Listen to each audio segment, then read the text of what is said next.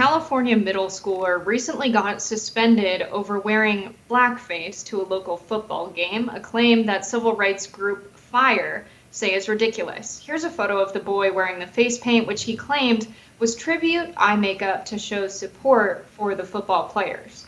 The boy's principal banned him from going to any future athletic events and gave him a 2-day suspension, claiming the makeup was offensive because the opposing school was majority black. FIRE stepped in and called on the school to remove the ban and lift any disciplinary actions from the student's record, but seemingly have not yet received a response. This is craziness to me, Jessica. People come up with all kinds of ways to put eye black on their face. Obviously, it's something that athletes do to reduce glare from the sun. It's consistent among a number of sports, including football and baseball, and over time has sort of been a way for athletes to have a level of personal expression while they're in their uniforms. People come up with all kinds of different patterns. Some people paint it on in sort of a tribal looking way. And what this boy did on his face is pretty consistent with a way that a lot of athletes use eye black. And so I don't know why the principal thought this was a problem. I don't know why no one stepped in before it got to the point of the suspension and pointed out how ridiculous this is. But I hope that FIRE gets a response, because I know that they will probably pursue a lawsuit against this school if they don't get rid of this 2-day suspension. So it seems to me that there's some context missing here from a lot of the major reports. He was not someone who was suiting up to play football that day, which does seem strange to wear the eye black. I understand football fans paint their face sometimes, but it seems to me that the context that's been missing for me, because it sounds crazy to suspend, especially if it was a football player, for wearing eye black to a game, but to suspend a student for wearing an eye black on their face to a game. It was a lot of eye black, but that context, I think, came in through the disciplinary report that was obtained by the FIRE organization, which makes clear that this is a student with repeat behavioral problems that were remedied with a no place for hate presentation. This signals, I think, to me and many others, that this is a student who has done hateful things before. He's had prior review of classroom and school rules. He's had his parents in for frequent meetings at the schools. He's had frequent check-ins with the principal. He's had a planner reviewed with the staff at the school. It sounds like he's got some conduct issues, and it sounds like the no place for hate presentation means that these were racial issues, some kind of hateful issues. It sounds to me like the missing context here is perhaps how he was acting, or what the intent of rubbing this eye black on his face really was. Yeah, I'd certainly be reticent to say that that added context changes anything without seeing what these specific so-called incidents were, especially considering the principal was so quick to discipline him for an innocent eye black incident, which fans wear eye black to games all the time. I mean, I remember when I was in high school, all the girls would paint their faces when they were wearing their boyfriend's football jersey as a way to kind of look cool, and they would take their photographs and they would go to the game, and it was no big deal. It seems to me like this boy is engaging in that exact same type of behavior, definitely not problematic on its face, and it's not for the principal to read in an intention into something that is not rising to the level of what any normal person would consider to be blackface. And if they really have evidence that this kid, who is a middle schooler, is some secret virulent racist, then they should release that information to prove that they were justified in taking this action. Otherwise, it just looks like the school is trying to cover its own butt before it gets sued by FIRE.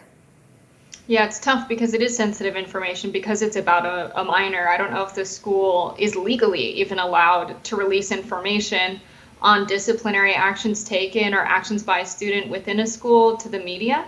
I do know that the family is outraged by what happened here, but I would be surprised to find that there is no additional context about his behavior that night, about statements he made that night for why he had the eye black on. I think any sensible person looks at this photo and says, okay, like, it's a lot, it's a little over the top, but it could be sports eye black. There has to be something else going on here for the principal to step in. And when we look at the record that the student has, that there's prior disciplinary actions of a no place for hate presentation, it does seem to me that this could be a pattern of behavior. We don't know for sure, but I don't think any reasonable principal or disciplinary of students wants to just punish a student for wearing eye black for no reason and make an outsized, honestly, media circus for something that was an innocent act. I don't think any principal or anyone who takes the huge pay cut that's required to work in our school systems in America, I don't think any of those people really don't have their students' best interests at heart. So I think we'll see some more context hopefully come out within the days and weeks. Yeah, I think it's a massive assumption to say that this is a reasonable principal. We don't know anything about this principal. We certainly don't know what their mindset was going into this. Again, we don't know what these disciplinary incidents supposedly were.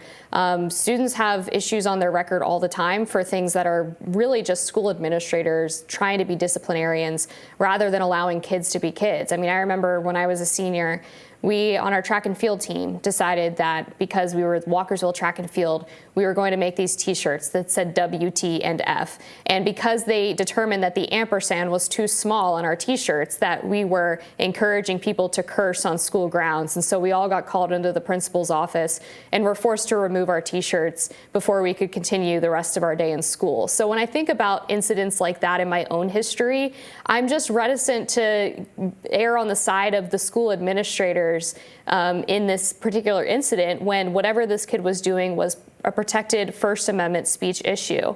And I find it very unlikely that a middle schooler was intentionally trying to have a provocation with a rival school's football team by painting on blackface because they were majority black. That seems far less rational or likely to me than the idea that the principal overreacted in this case, because school officials do that kind of thing all the time where they punish kids for no good reason. And I think we're giving too much benefit of the doubt to the school here.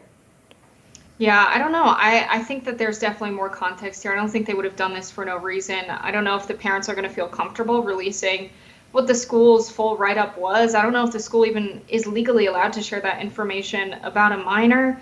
But my instinct when I see this story is that human beings are more reasonable than that. I would be disappointed to find that that's not the case, but it seems that we don't have the full context of the story here. I know that kids can't really be held accountable for their actions, even if this was something done in a racist manner. I don't think kids that are in middle school are fully aware of the implications of that. I don't think they're fully aware really of what racism is. I don't think their minds are made up about the world. I don't think they have a full understanding of it. So I don't think he should be held accountable in any kind of criminal sense. I don't think this should permanently be on his record, unfortunately, because this has become such a media story, because his parents are seeking, some support from folks in the media. People know about it, and hopefully people don't identify or dox the child and recognize the face, and this becomes something that follows him around. But I would be very surprised if there's not additional context here. Well, I'm sure if there is, we will find out about it soon enough. More rising after this.